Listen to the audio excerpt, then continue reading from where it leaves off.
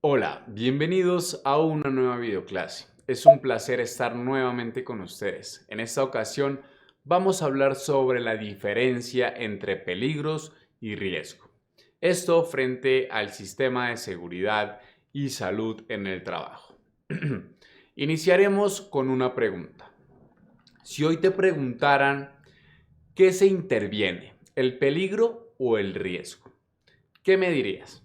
Parecería una pregunta de examen o de una tesis doctoral, porque en ocasiones, a pesar de la experiencia que tengamos como prevencionistas, solemos confundir qué es el riesgo solemos confundir qué es el riesgo del peligro, y eso sí que es un verdadero peligro, porque si no tenemos claro la gran diferencia de estos dos conceptos, muy seguramente los controles de seguridad que vamos a implementar van a ser poco efectivos y no van a dar el resultado que queremos.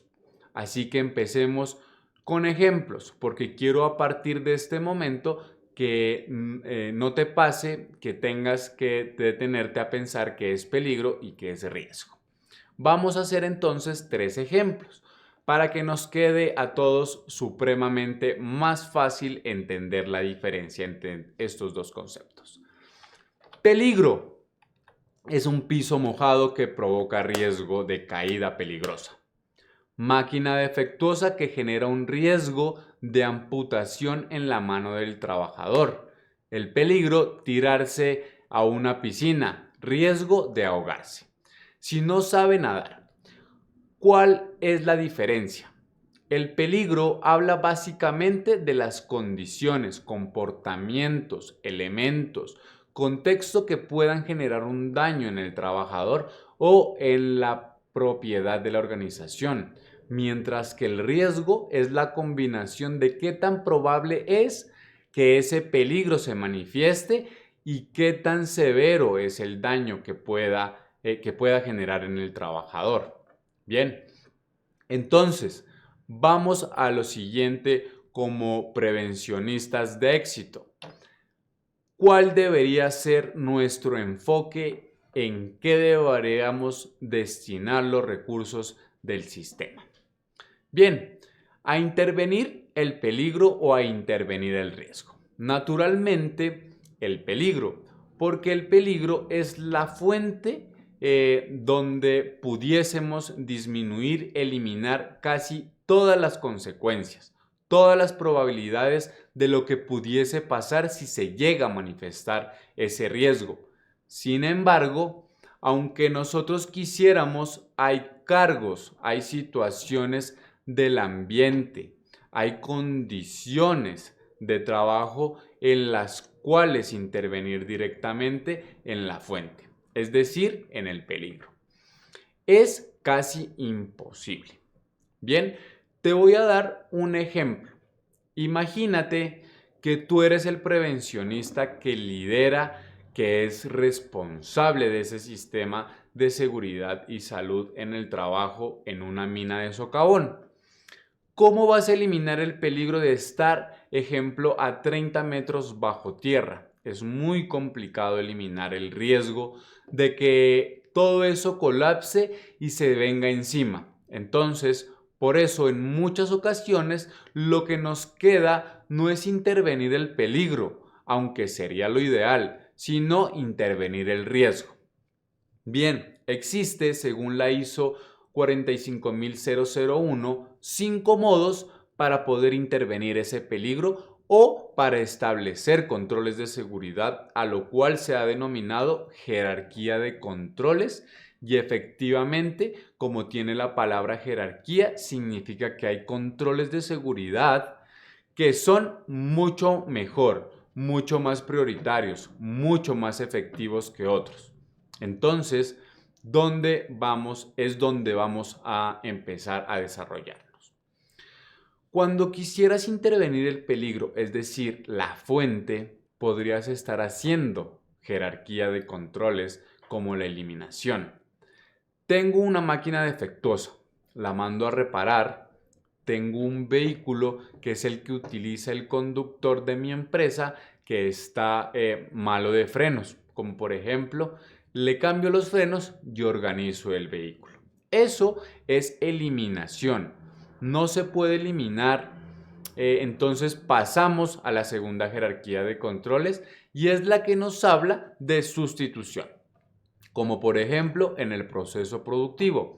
Utilizamos una sustancia química que es altamente tóxica. Pues la reemplazamos, la sustituimos por otra que haga el mismo efecto que necesitamos en la cadena productiva, pero que tenga menos toxicidad. Ahí seguimos interviniendo en la fuente, no eliminamos porque la sustancia química la empresa la necesita para poder producir eso que vende, eso que comercializa. Pero disminuimos, mitigamos la consecuencia de ese riesgo porque estamos sustituyendo ese producto por algo menos tóxico como tal. Luego sigue controles de ingeniería.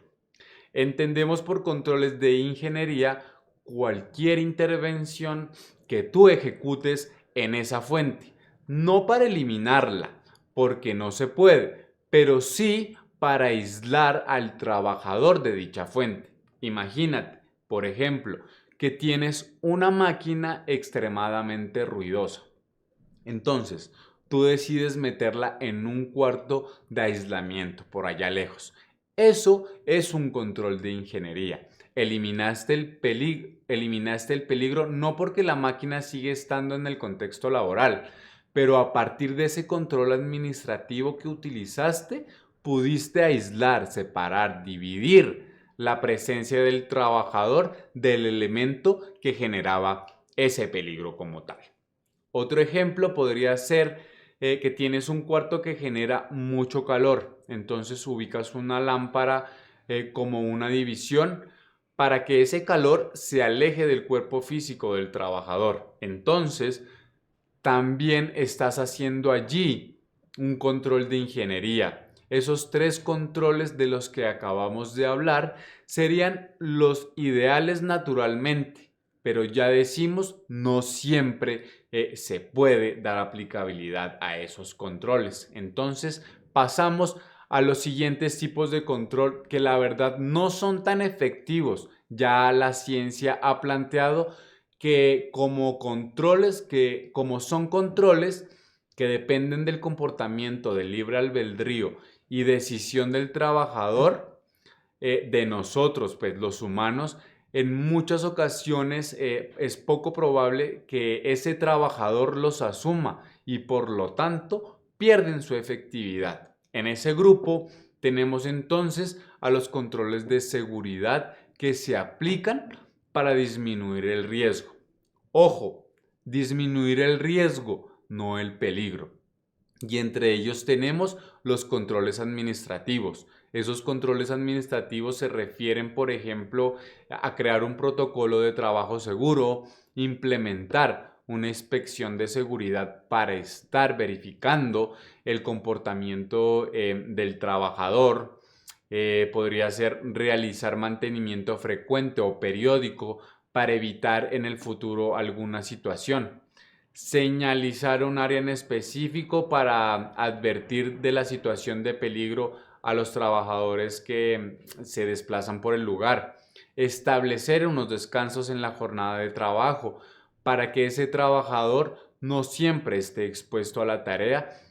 Y también, por último, tenemos la entrega de los elementos de protección personal que básicamente son indumentarias que cubren el cuerpo físico del trabajador para que en caso de llegarse a expresar ese peligro, el riesgo de consecuencias sea menor. Como por ejemplo, cuando nos colocamos un casco para evitar la proyección de cosas que caigan encima de este trabajador y que el impacto sea menor con este casco.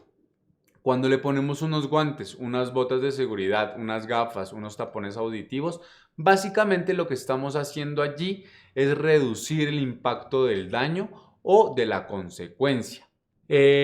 Entonces, a partir de este video, espero que no te sigas confundiendo entre la diferencia de peligro y riesgo. Es así que con esto terminamos otra videoclase. Les agradezco por el tiempo y la atención prestada. Espero que la información que pudimos revisar en esta videoclase sea de total agrado.